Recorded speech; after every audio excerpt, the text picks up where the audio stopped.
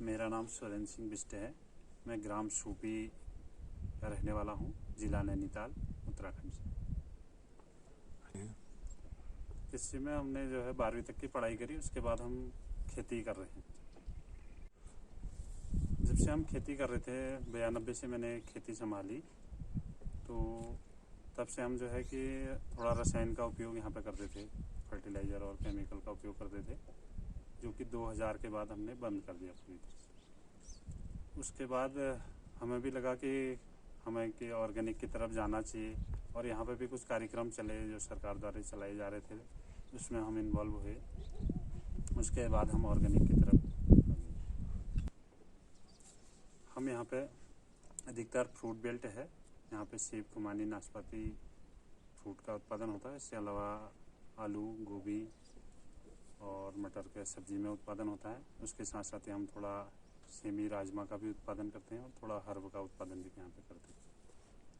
पहले से ही जो है यहाँ पे जो उत्पादन होता था फल और सब्जियों का, वो सीधे मंडी जाता था। हमारा भी यही चलता था कि हम जो उत्पादन जो करते थे मंडी जाता था। अभी थोड़ा मैंने जो है 2000 के बाद, उसके बाद थोड़ा जो चेंज करा, उसमें जो है हमारा कुछ उत्पादन जो है डायरेक्ट उपभोक्ता तक जाता है, और कुछ जो है सप्लायरों को जाता है, और बाकी कुछ जो है मंडी में जाता है। और जो बाकी हमारे आसपास किसान भाई हैं और परिवार है, उनका कैसे होता है?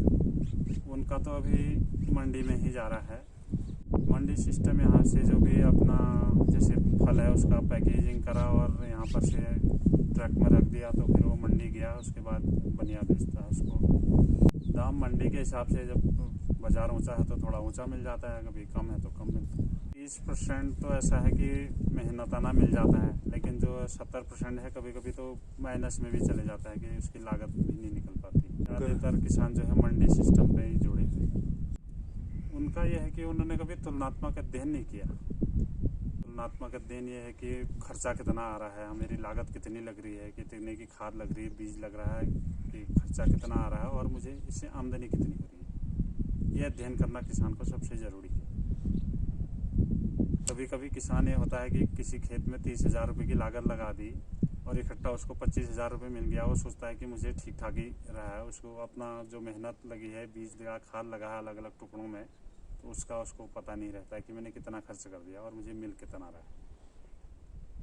तो लेकिन ये भी तो है कि जब फसल तैयार हो जाती है उस समय पे तो ज़्यादा इंतज़ार भी नहीं कर सकते कि क्या करें, इसका अब ख़राब हो जाएगी, तो बेचना ही है। इसमें प्रोसेस कर सकता है किसान, प्रोसेस करके उसकी थोड़ी मेडिसिन वैल्यू भी बढ़ जाती है और लंबे समय तक टिकाऊ भी रह सकता है। अगर ऊंचा दाम मार्केट में मिल रहा है तो बेचे, अगर कम दाम मिल रहा है तो उसको प्रोसेस करें किसान। तो ये कहना तो बहुत अच्छा लगता है कि प्रोसेस कर लो और तुलनात्मक अध्ययन कर लो, लेकिन ये सब चीज़ों को सीखना समझना जो है वो कैसे आपने कैसे सीखा है सब? ये चीज़ें हैं, कुछ परिस्थिति भी सिखा देती है। अब जैसे कि मैं आपको बता रहा हूँ कि 2000 के बाद हम केमिकल छोड़ा, और 2000 के साथ मेरे साथ एक दिक्कत हुई कि मेरी कमर में जो है दर्द शुरू हो गया था। तो डॉक्टरों ने मुझे ये सलाह दी कि आप ज़्यादा वज़न न उठाएं, 10 किलो से भी, और झुकें भी नहीं। और परिस्थिति ये थी कि मैं यहाँ बिना वज़न उठाए और बिना झुके तो कुछ खेती हो नहीं सकती है, लेकिन उसके बाद भी मुझे परिवार संभालना था। तो मैंने अर्निंग के साधन खोजे, जैसे कि हल्की चीज़ें प्रोसेस करके उसका वज़न कम हो जाएगा।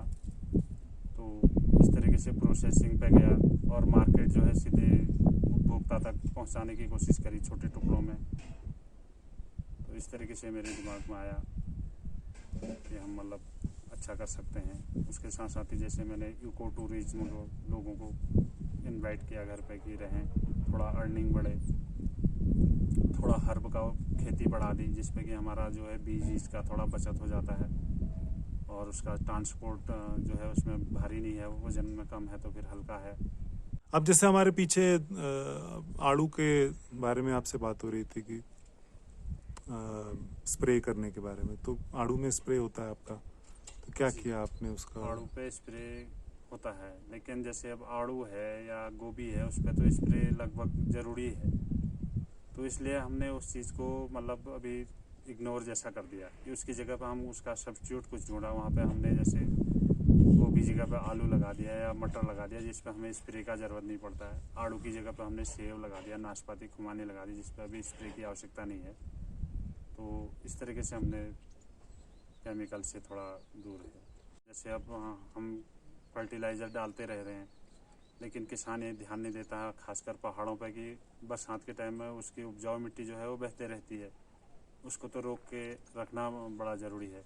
इसके लिए जैसे हमने निकास नाली जो है हमारी पानी की, बरसात में जो पानी निकास करने के लिए होती है, उस पर जो है हमने 1 फीट चौड़ा, 1 फीट लंबा, 1 फीट गहरा गड्ढा बना दिया, जिस पे कि जो है उपजाऊ मिट्टी हमारी बच जाए उसमें और पानी आगे निकल जाए। तो मिट्टी को बचा के रखना बड़ा ज़रूरी है, जो कि हमारी उपजाऊ मिट्टी है। जब हम केमिकल यूज़ करते हैं या फर्टिलाइज़र यूज़ करते हैं, केमिकल यूज़ करने से क्या होता है कि जैसे हमारे मिट्टी में अगर मान लीजिए 10 ग्राम मिट्टी लें तो उसमें 10,000 बैक्टीरिया होते हैं। अगर हम केमिकल यूज़ कर रहे हैं तो हमारे बैक्टीरिया जो हैं वो मर जाते हैं। तो जिससे क्या है कि ज़मीन हमारी हार्ड होती है और उसकी उपजाऊ जो शक्ति है वो कम हो जाती है। तो केमिकल का स्प्रे न करने से हमारी मिट्टी की उपजाऊ शक्ति बनी रहती है, हमारे जो बैक्टीरिया हैं वो बचे रहते हैं। मिट्टी के लिए जैसे हमारी गोबर की खाद है, जैसे जंगल से सूखी पत्तियां ले आते हैं वो की, तो उसको फिर गाय के यहाँ पे जैसे जाड़ों के टाइम में ठंडा रहता है तो गाय के नीचे बिछौना भी हो जाता है, उस पर गौमूत्र और गोबर मिलते रहता है, तो फिर वो खाद बन जाती है। उसके बाद हम उसको रख देते हैं कहीं जगह पे, और उस पर बर्मी ऑटोमेटिकली यहाँ पे हैं, उससे बर्मी छोड़े जा सकते हैं। उसके बाद उसकी अच्छी कंपोस्ट हो जाती है। इस पर भी जो है कि पूरी सड़ी गली 1 साल के बाद हम उसको यूज़ करते हैं, ताकि पूरी खाद जो है पूरी तरह से तैयार हो जाए। कभी कभी ये होता है कि किसान कच्चा गोबर खेत में डाल देता है, तो उससे क्या होता है कि जैसे कुरमुला कीट है वो उत्पन्न हो जाता है और कीट उत्पन्न हो जाते हैं, क्योंकि वो गोबर के खाने के चक्कर में पैदा होते हैं और फसल को भी नुकसान करते हैं। मैं बहुफसली करता हूँ, क्योंकि सारी चीज़ के फलदार जैसे वृक्ष हैं, मैंने सारी चीज़ों के फल के वृक्ष लगाए हैं, लेकिन कोई चीज़ अगर नहीं हो रही तो कोई चीज़ होगी। लेकिन किसान को कहीं झुकना नहीं पड़ेगा। अगर एक ही टाइप का क्रॉप है तो ख़त्म होगी तो पूरी क्रॉप ख़त्म हो जाएगी। तो इसलिए अगर हमारे पास जैसे नाशपाती है, प्लम है, एप्रिकॉट है, सेब है, अखरोट है, अगर एक फसल भी हमारी कामयाब हो जाएगी तो हमारी रोटी मिल जाएगी। तो इस तरीके से बहुवर्षीय फसल करें किसान भी। और दूसरा मैं साथ ये कहना चाहूँगी कि जो भी अगर फसल वैसे लगाते हैं जैसे गेहूँ, तो फसल चक्र भी अपनाएं, क्योंकि उससे जो है उस फसल का कीट जो है दूसरी फसल तक मर जाता है। तो फसल चक्र भी अपनाना जरूरी है। आप क्या संदेश अपने और परिवारों को, जो कृषि से संबंधित परिवार है, उनको लिए क्या देना चाहते हैं आप? मैं सभी किसान भाइयों से ये कहना चाहूँगा कि सेल्फ होना सबसे बड़ी चीज़ है, क्योंकि सरकार हमें सब्सिडी देती है तो हम कमज़ोर हो जाते हैं। तो हमें सेल्फ, जैसे कि अभी मैंने बताया कि मैं कमज़ोर हो गया, लेकिन बाकी परिवार जो हमारे आसपास के हैं उनकी परिस्थिति अभी थोड़ा आर्थिक हिसाब से नीचे है, लेकिन मैं कमज़ोर होने के बाद थोड़ा अभी उठा हूँ मतलब। तो इसका कारण यही है कि मैं बाहर को गया, देखा, अपने उत्पादन को मैंने उपभोक्ता तक पहुँचाया या फिर सीधे सप्लायरों तक पहुँचाया, फिर बाकी जो प्रोड्यूस है उसको मंडी में भेजा। थोड़ा मंडी से भी अगर बाहर निकलें किसान और अपने उत्पादन को, जब मंडी रेट डाउन है तो उसको प्रोसेस करें, और जो चीज़ें यहाँ पे आसानी से हो सकती हैं उसको अपनाएं, और तुलनात्मक अध्ययन करें कि कितना खर्चा आ रहा है, आमदनी कितनी है। तो ये सारी चीज़ें अगर किसान करता है तो मैं समझता हूँ कि किसान आगे बढ़ सकता है ज़रूर। अगर किसान संगठित है तो काफ़ी कुछ कर सकता है। कुछ लोग प्रोडक्शन पे काम कर सकते हैं, कुछ प्रोसेसिंग पे कर सकते हैं, कुछ मार्केटिंग पे जा सकते हैं। जो जिस लायक है उस तरीके का काम कर सकता है, क्योंकि संगठित होने से यह है कि जैसे अगर मान ली जाए मेरे पास कोई चीज़ अगर 2 कुंटल है तो 2 कुंटल के लिए कोई गाड़ी नहीं आएगी। कम से कम एक अगर छोटी गाड़ी भी बनानी है तो 10 कुंटल की कम से कम चाहिए। तो फिर तो हमें 5 किसान जोड़ने होंगे, 2-2 कुंटल वाले हैं, किसी के पास 1 कुंटल है या 50 किलो है। तो इसके लिए संगठन होना ज़रूरी है। अगर संगठन है तो फिर कुछ भी हम कर सकते हैं, क्योंकि अब मान लीजिए कोई एक किसान है, वो प्रोडक्शन भी करेगा, उसका पैकेजिंग भी करेगा, फिर उसको ट्रांसपोर्ट, मार्केटिंग, रिटेल तक नहीं जा सकता है। क्योंकि अगर किसानों का संगठन है तो कुछ लोग प्रोडक्शन कर रहे हैं, कुछ मार्केटिंग पे जा रहे हैं, तो सब अलग अलग काम कर सकते हैं। सबसे पहले तो ये है कि आर्थिक फ़ायदा तो हुआ ही हुआ, इससे अलावा जो है कि परिचय अभी जो है कि बाकी प्रांतों में भी हमारा परिचय बढ़ा। विदेशों से भी लोग यहाँ पे आ चुके हैं जिनके साथ परिचय है कि सुरेंद्र सिंह जी कुछ कर रहे हैं। उसके साथ साथ ही सरकार में भी है कि जैसे अभी हमें कुछ सरकार से भी पुरस्कृत किया गया, प्रशस्ति पत्र मिले हैं, जैसे कि आप देख रहे हैं। जैसे कि उत्तराखंड जैविक उत्पाद परिषद ने हमें दिया हुआ है। और इसके बाद हमें जैसे उद्यान विभाग से मिला हुआ है, जिसमें हमें सेब अच्छा करा था। इसके अलावा हमें जो है कि जड़ी बूटी पे भी मिला हुआ है कि हमने यहाँ पे हर्ब उत्पादन करा और उस पर भी हमें विकासखंड स्तर पे हमें पुरस्कृत किया गया, जिसपे हमें किसान श्री से सम्मानित किया गया और उसमें नगद पुरस्कार भी मिला। ये भी साथ साथ एक अच्छा फायदा किसानों के लिए है कि उसको थोड़ा आर्थिक रूप से भी बढ़ाया जा रहा है और उसका स्वागत भी किया जा रहा है कि कुछ अलग कर रहे हैं करके। तो ये बड़ा अच्छा एक फील होता है अपने ऊपर कि हम कुछ अलग कर रहे हैं तो कुछ हमें इसके फ़ायदे मिल रहे हैं और लोगों के दिलों में छा रहे हैं, तो ये सबसे बड़ी चीज़ है। हाँ, जो यहाँ पे महिलाएं काम करती हैं वो काफ़ी काम करती हैं, यानी कि कहना चाहिए 24 घंटे में वो हैं आपके 15 घंटे तो काम करती ही करती हैं। हार्ड वर्क जिसको कहा जा सकता है।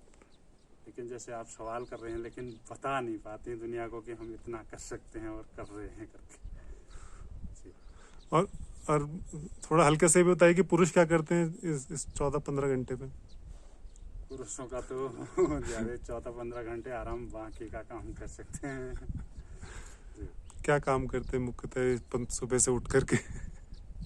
हम इसको फिल्म में नहीं लेंगे, आप ऐसे बताइए।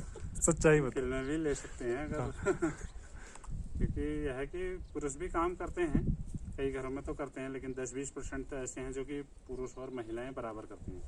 लेकिन 80% जो परिवार हैं, जो जहाँ तक मेरी नज़र जाती है, जहाँ तक मैं समझ रहा हूँ, वो लोग कम ही करते हैं महिलाओं से वर्क जो है।